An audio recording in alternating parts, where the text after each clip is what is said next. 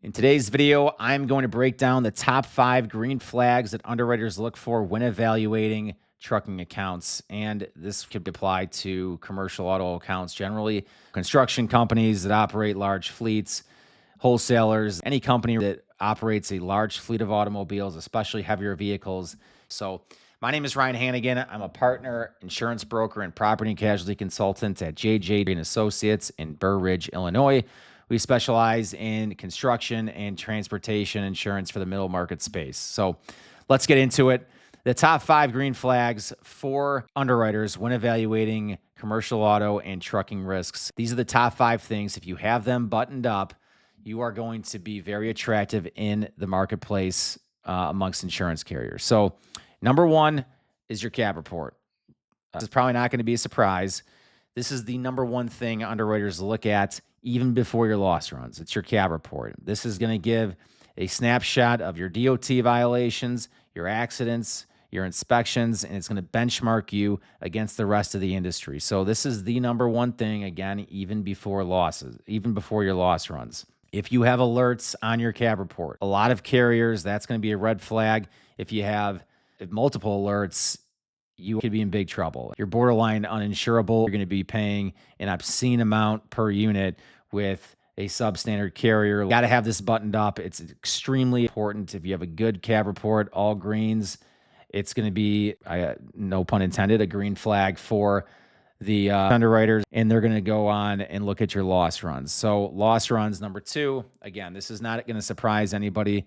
But one thing I do want to just mention about loss runs, obviously, if you have great loss runs, then it's going to help your case. But the one thing that I would look for as a company or be wary of is frequency of claims, especially claims that are the same type of incident over and over and over again. Sometimes I come across accounts that have rear ends and over again. The first thing the underwriter is going to ask for is, what's going on with all these rear end accidents?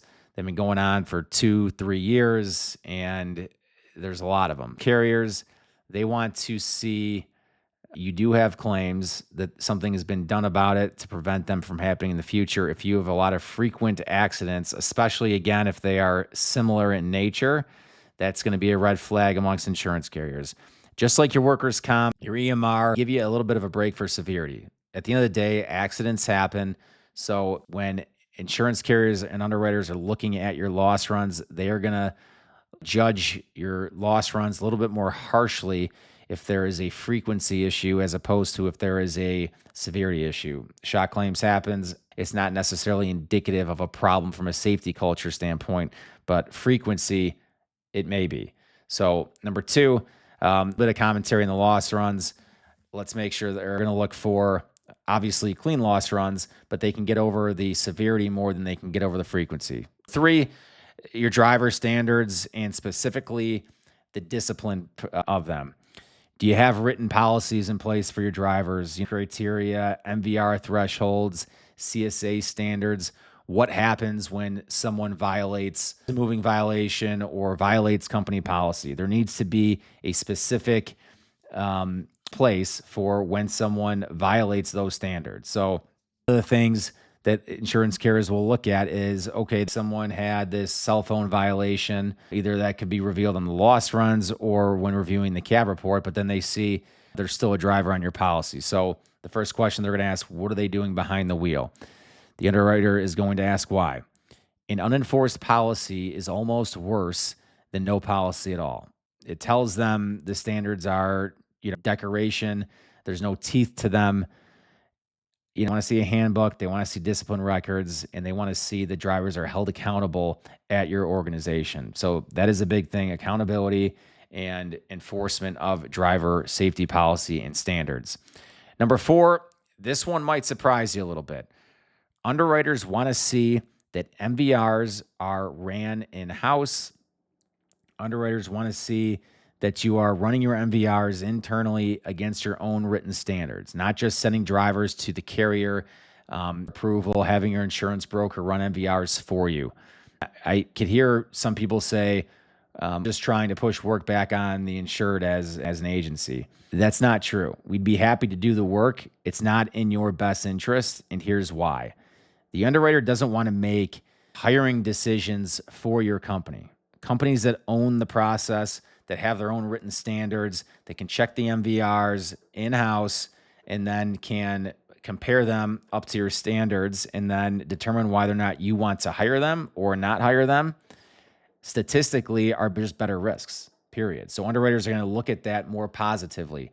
I have been in several accounts where, even on companies where the agent is running MVRs for them and they're checking with the insurance carrier to see, or the agent to see if they are qualified or not.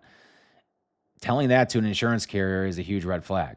They hate to hear that. And it's not just that statistically companies that do in-house MVRs and run them against their own standards are better risks. There's actually a legal reason for it too, especially here in Illinois. Can actually be held directly liable for, and it's viewed as negligent hiring. You are relying on an insurance carrier or a third party to hire your driver. So when you have a documented process in-house, you're running your own MVRs, that's going to give you a better defense. Yeah, work for you. But it's also my job to consult you and prepare you for protect the company as best I can. And if you're in a position where you're in a lawsuit, it's going to court, you're going to be in a much better position from a defense standpoint if you're running your own MVRs in-house, if you're applying your own standards and you're not relying on third party to determine whether or not a driver is good or acceptable or not for your company.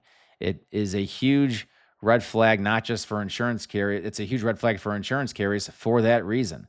They're more likely to pay out and your company is more likely to be responsible if you're relying on the insurance carrier to tell you who is and who isn't a good hire. So number 4, I'm going to move on. Number 5, cameras. This one is not going to be a surprise to many people. Cameras, we see all the time claims come across that 4 or 5 years ago, before cameras, would have developed into larger claims. It would have been a lot longer process to get it dismissed, if it ever got dismissed at all. We all know in Illinois, especially, the deck is stacked against employers. It's an uphill battle already. Nowadays, because of the cameras, we see so many claims get dismissed almost immediately. The second lawyers see what happened, they will just drop the case. I think many years ago, the insurance company would have been forced to settle or they would have lost in court. And so cameras are a huge benefit. I do not know any company that I work with or otherwise that has regretted getting cameras. I know the driver privacy is an obstacle, an important one. Drivers are your lifeblood. I want to be empathetic to their concern, but I will tell you, even drivers, once these cameras get implemented, they love them too, because they're not just protecting the company, they're protecting them and they're protecting their livelihood. So cameras, number 5, that's a no-brainer. If you're considering getting cameras, I highly recommend you do it. They're going to get you out of a lot of have been large claims. So that wraps up. Those are the top 5 things that I would say. If you have these 5 things locked in, you are going to be very attractive in the marketplace. Insurance carriers are going to love you, and they're going to try to win your account and get as aggressive as possible. And it's also most likely going to open you up for some self-insured programs that make more sense for you. So I'm going to leave it there. If you listen, if you like this content, give me a follow here on YouTube, and I will catch you in the next video. Once again, my name is Ryan Hannigan, and I am with JJ Dory & Associates. Take care.